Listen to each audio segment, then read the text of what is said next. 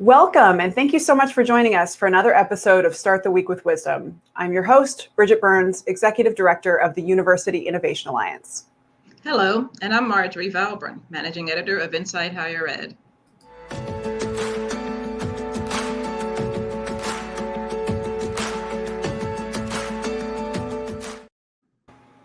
Each week, I team up with a journalist to have a conversation with a sitting college president or chancellor.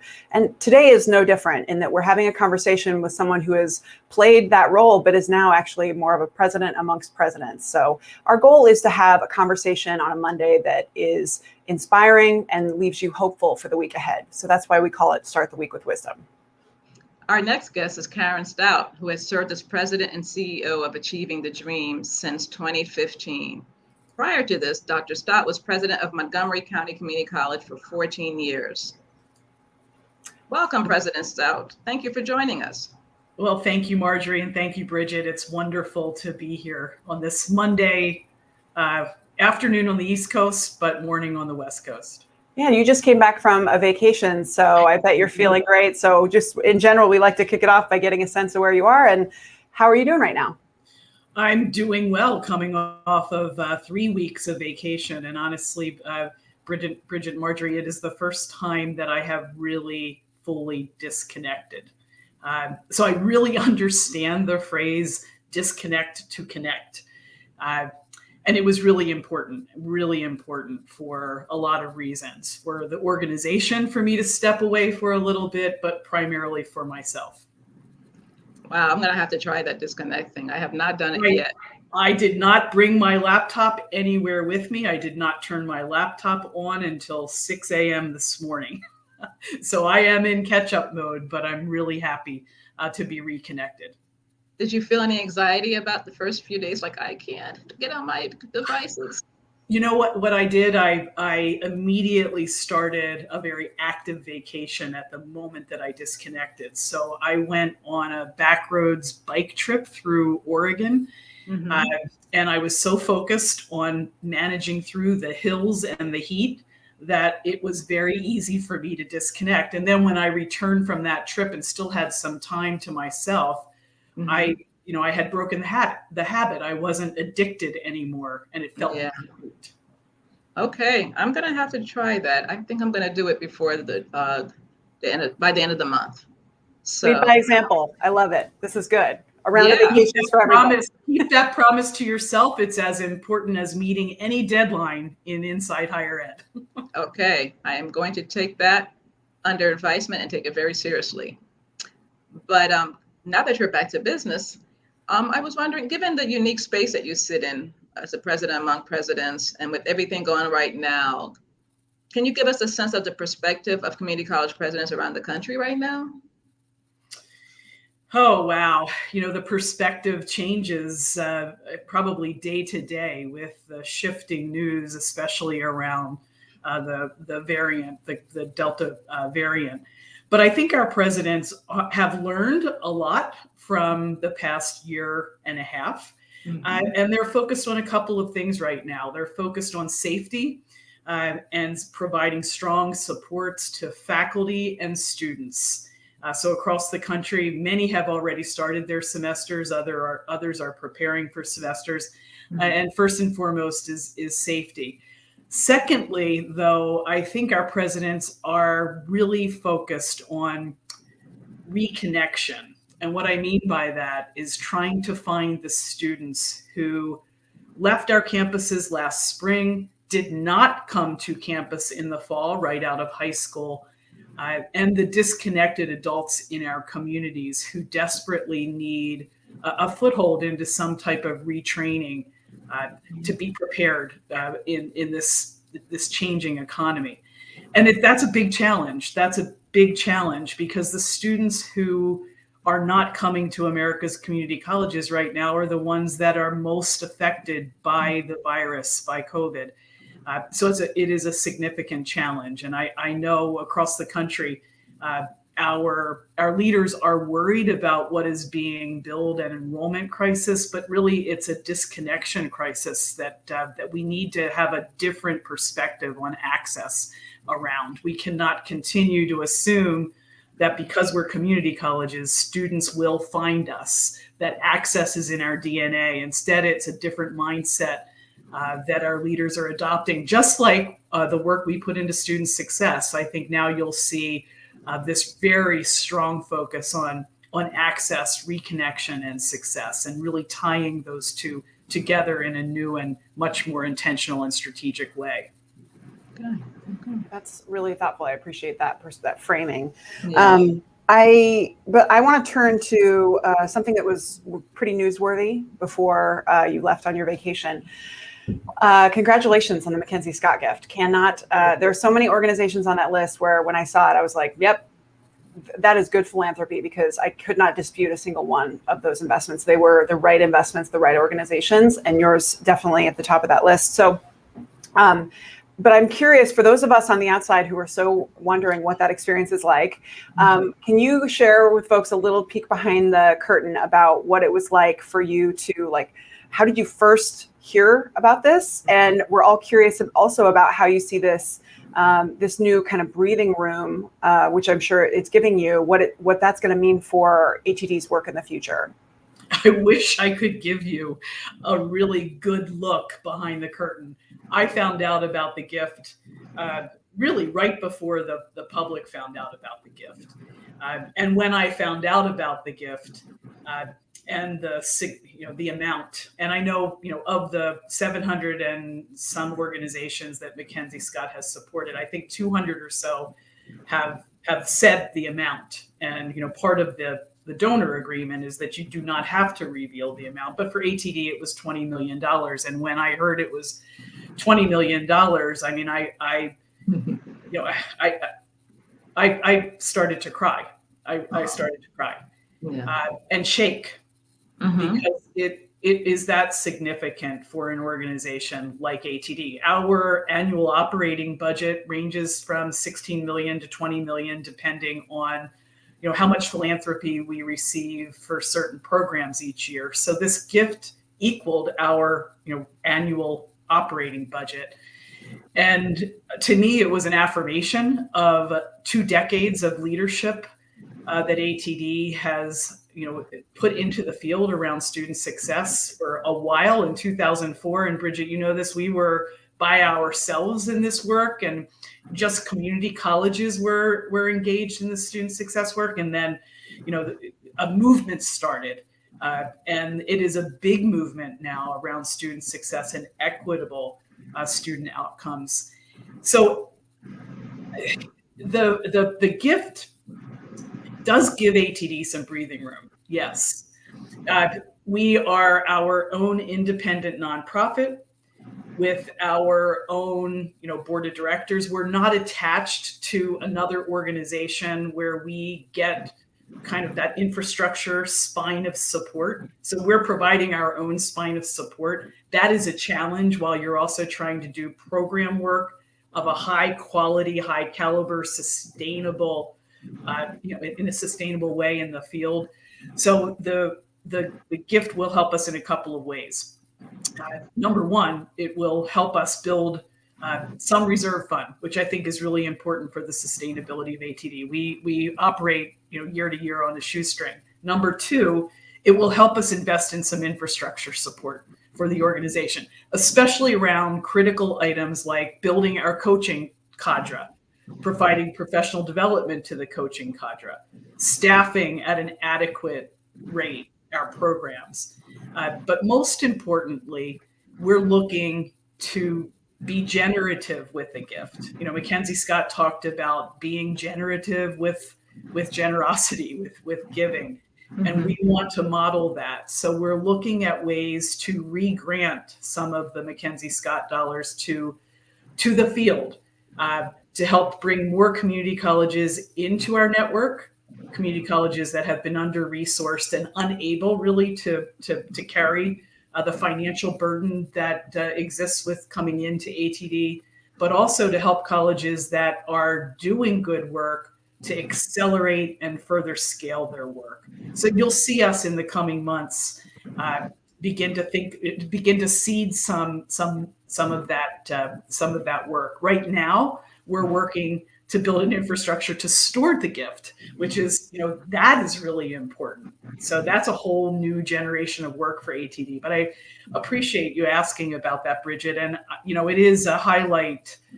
It affirms the important work of ATD, but more importantly, I think it affirms the work of the colleges that are in ATD. And many ATD colleges are on that list as well. So I think that's also, really, really important to us. Great. That's good. So what do you think needs to happen at this moment, like from your vantage point, to ensure we don't lose further ground in supporting low-income students during the pandemic? There are a couple of key things, I think, that, and we see many of the colleges doing these things. So number one is, really looking at debt and affordability. You see many of our colleges using their COVID relief dollars and really supporting students, eliminating student debt, freezing tuition, helping with all types of instructional supplies. That is really, really important. I think that looking at the basic needs of our students in a deeper and I think more cohesive way, and tying that work with what we're doing around entry of students into our colleges is also really important. You see some of our colleges thinking differently about partnerships. Wake Tech just announced what I'll call a public-public partnership. We talk a lot about public-private partnerships. Public-public partnerships, I think, are going to become ever more important. So Wake Tech is actually donating some of their land to a housing agency in their area to build affordable housing for the community, but also for students. So you're seeing, I think, more creative approaches to support low-income students. You see colleges beginning to form partnerships with pre-K organizations, Head Start. We used to talk about high school partnerships, then we moved to middle school partnerships. Now we're looking at partnerships with Head Start. I think all of those things are really important, and the other thing I'm hearing from college presidents, and one thing they're very worried about, is how the pandemic has deepened racial equity gains that they were making in their student success work, and really trying to continue to build a perspective inside their organizations around racial equity. The way that organizations are designed around racial equity, but also then how their work in the field with their students is designed around racial equity. I think that's super powerful and important right now. I also, I wanted to shift to, not only are you learning and observing how folks are stepping up for low-income students right now, I'm just wondering, as a broad view on leadership, there are a lot of different approaches that were taken by leaders throughout the pandemic, good and bad. And you sit in this very central space. I feel like you can distill some observations. I'm just wondering, is there any one lesson that you have learned, good or bad, from watching leaders and how they handled the pandemic? Oh, let me think of three things. I think leaders that are focusing on the why and connecting their messaging on the why are much more effective than leaders that are going directly to the how and what. The how and what is important. We know implementation is really important, but so is the case making around why we are making changes in our organizations.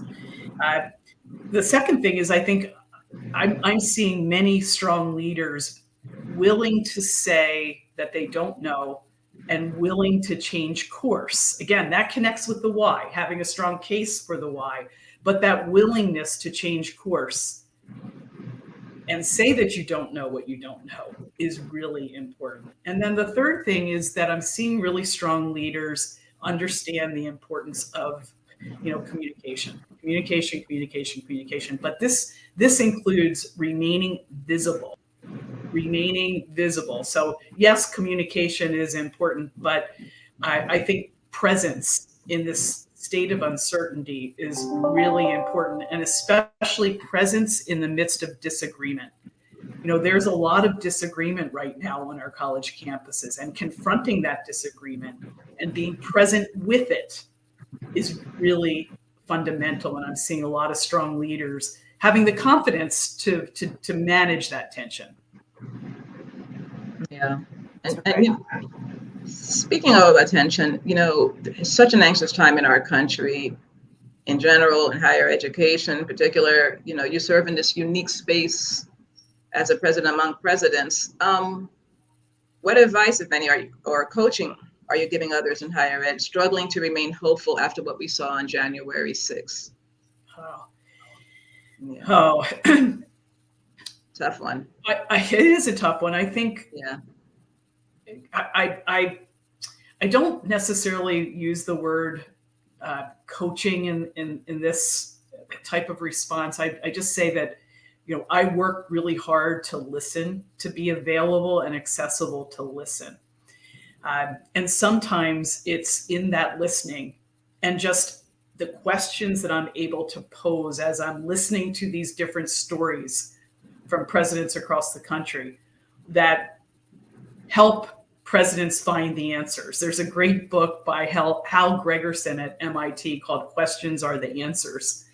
And I think, I've been able, I believe, to help some of the presidents just by asking the right questions. And you do that through very intentional listening.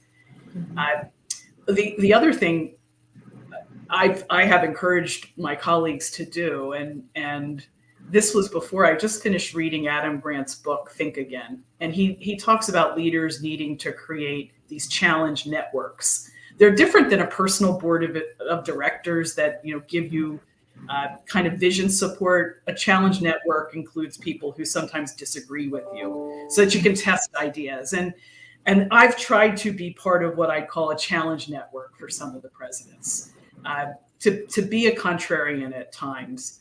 That comes with the questioning, but to help presidents think again, to unlearn, which is the key thing in Adam Grant's book, that we all need to unlearn. That's the calling of leadership of now. We need to unlearn the habits that worked in the past because they are not working in this next normal that we're facing. Yeah. That's good. And I mean, I don't think there's a perfect answer for that right now, but boy, no higher calling than to work where we do, right? Because it clearly matters and we need to keep doing more of it.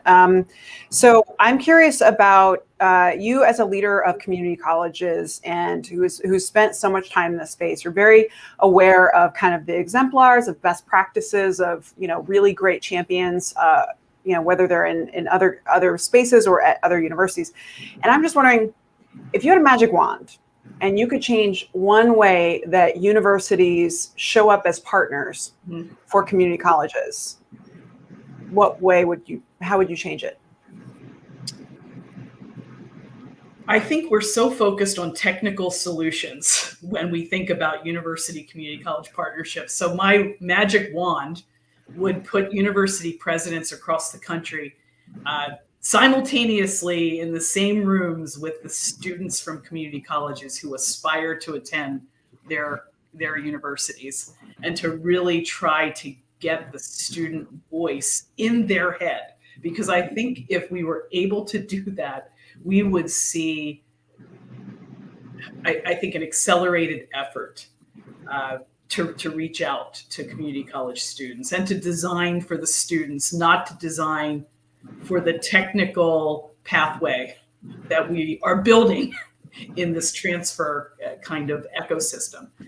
Student voice, I'd put this magically somehow put that student voice, because the students will convince the university presidents and leaders that they can add exceptional value to the university mission and experience, and in turn, the university, can really support students who our country needs in key occupations throughout the country. That's great. You're right. More empathy is definitely needed. Oh, and Bridget, you're right. I think that's the key, right? That's the key. Good. Let's shift to things that have been important in your leadership journey. What's the best advice you've received that has served you professionally over the years? So one piece of advice from a mentor who was a president that I worked with in New Jersey early in my career. Her piece of advice was, don't look sideways. And that has stuck with me. I can still remember where I was when she gave me that piece of advice and what the issue was. Another president that I worked for in Maryland talked about leading with something she called healthy paranoia. And it wasn't until I got into the president's seat that I really understood what that meant. But I really think that's understanding and playing out the political context that you are in as a leader. The third thing is something that recently I did with a group of colleagues. All of us, Bridget, thinking about, are we burned out or should we move on to something new? That we were talking about that before we started today. That COVID has created this aura that's influencing all of us. And so I went on a journey of Odyssey planning with a group of colleagues from the book Designing Your Life. So, we use design thinking for the way that we're trying to redesign systems, advising systems, and other systems within our colleges. Turn that approach on yourself. And the advice I received from colleagues when I turned that approach on myself was just really, really important. So I would say, pick up that book and think about your own Odyssey planning. It requires you to do scenario planning. So it's not just one Odyssey plan. It's charting out 3 or 4 Odyssey plans that resonate with, what makes you go and what motivates you.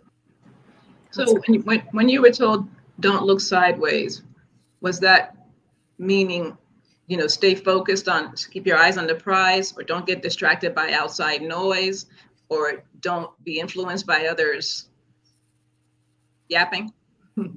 I think it was a combination of all of those things. I mean, I think there are times when you do need to look sideways as a leader. Yeah, right. But I think I was getting pulled into, at the time, a situation with colleagues that it basically was not my agenda to fight. And so I think the advice was, don't look sideways, work with your team. Your team and the work that you're doing will stand on its own and speak for itself. You don't need to be looking sideways to build evidence that your team is doing its job. Oh, I see. We do get a lot of noise when we look at other people's careers too. So I mean, yes. I feel like that has, there's depth behind that advice that one could apply in many ways. So I guess I just want to turn to I know that you have been in a position not only to mentor and support other community college leaders, but I mean, you've always been super helpful for me as an executive director, trying to learn from someone running a weird nonprofit, those of us in the weird space, and other places. So I'm just curious about, what advice do you find yourself most consistently offering to those who are looking to lead? Oh, I think it's really important to distinguish yourself from your role.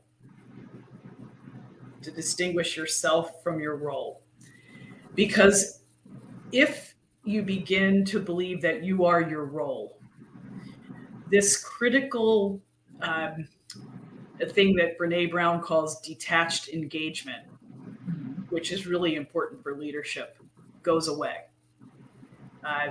And also another mentor said to me, you might love your job, but your job isn't going to love you back. And so this understanding that your identity my identity is much more complex than being president of Achieving the Dream or president of Montgomery County Community College. And when I really live into that and authentically live into that, I'm a much healthier leader, much healthier person, much healthier partner, much healthier sister, all of those things. And so that I find is the biggest piece of advice that I often give. And that is the topic that I'm usually talking to leaders about, aspiring leaders and current leaders who are thinking about how successful they are right now and whether they should move on to explore something else, which is a big conversation right now and induced by the pandemic. Yeah. Yeah. That's great. That's good advice, because I think a lot of people are questioning whether or not they should stay, or what, it's hard to, is it burnout? Is it that I'm bored? Is it that my work I've moved beyond? Or is it just that the pandemic has made me experience this complete reckoning of the balance of my life? So I feel like people have to sift through a lot. Those are really good nuggets. Yeah. And, and is this reaction to COVID on my campus a result of, which is playing out, differently?